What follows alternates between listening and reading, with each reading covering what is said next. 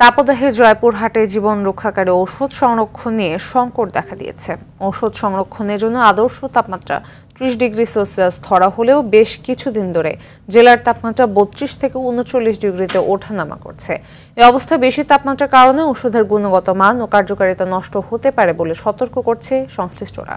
জয়পুরহাট প্রতিনিধি রাশেদুজ্জামানের তথ্যচিত্রে জানাচ্ছেন নাদিরা সুলতানা।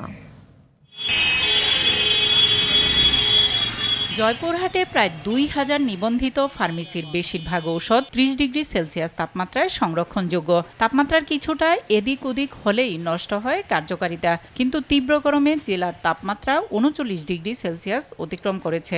এমন পরিস্থিতিতে ঔষধের উপযোগী তাপমাত্রা বজায় রাখতে পারছে না ফার্মেসিগুলো। 30 ডিগ্রি উপর সেলসিয়াস যতদূর সম্ভব টিন শেড দোকানে হতে পারে, সেক্ষেত্রে টিন শেড দোকানটা ও নিচে যেন একটু সেলিং টেলিং দিয়ে সবসময় ফ্যান ট্যান চালু করে রাখতে পারে। সে যেহেতু ওষুধ একটা মরণ মানে মানুষের জীবন মরণ সমস্যা, ওষুধের গুণগত মানটা সুন্দর রাখার জন্য 30 ডিগ্রি সেলসিয়াসের নিচে আমরা যেন তাপমাত্রা সংরক্ষণের ব্যবস্থা করতে পারি, সেই দিকে আমরা সচেতন রাখবো।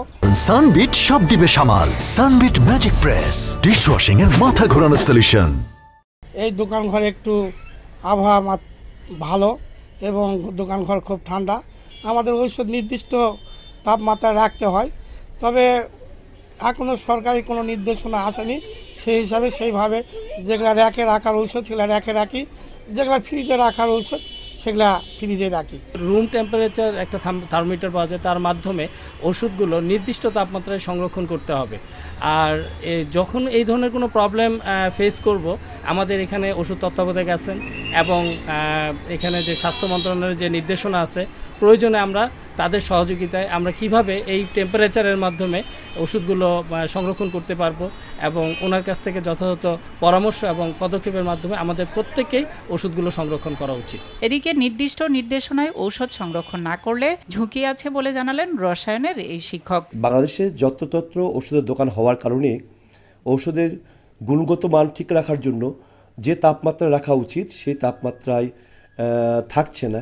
আবার যেহেতু এই টেম্পারেচার প্রায় 39 ডিগ্রি টেম্পারেচার, এই টেম্পারেচারে আমাদের ঔষধ সংরক্ষণ করতে গেলে অবশ্যই ঔষধ রাখার জায়গা বা দোকান যেখানেই রাখা হোক না কেন সেখানে তাপমাত্রাটা অবশ্যই ঠিক রেখে আমাদের ঔষধ বিক্রি করা উচিত। তাছাড়া ঔষধ তার যে গুণাবলী সে নষ্ট হয়ে যাবে। সুনির্দিষ্ট নীতিমালা উপযোগী পরিবেশ নিশ্চিত করে লাইসেন্স দেওয়ার কথা জানান এই কর্মকর্তা। প্রত্যেকটি দোকানে ভেন্টিলেশন, ক্রস ভেন্টিলেশন, এসি এবং যে দোকানে যে এক্সজস্টার যে ফ্যানগুলো রয়েছে সেগুলো যেন সবসময় যেন সচল রাখা হয়, যেন ডিপো এবং ফার্মেসিগুলোতে 30 ডিগ্রি সেন্টিগ্রেড তাপমাত্রার নিচে তাপমাত্রা রাখা হয়।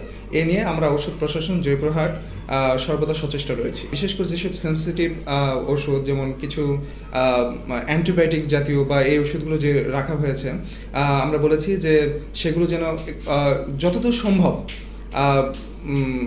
একটি শীতাতপ নিয়ন্ত্রিত স্থানে রাখা হয়। জীবন রক্ষাকারী ঔষধ সংরক্ষণে ফ্রিজ ব্যবহার সহ যথাযথ ব্যবস্থা নেওয়ার দাবি সচেতন মহলের।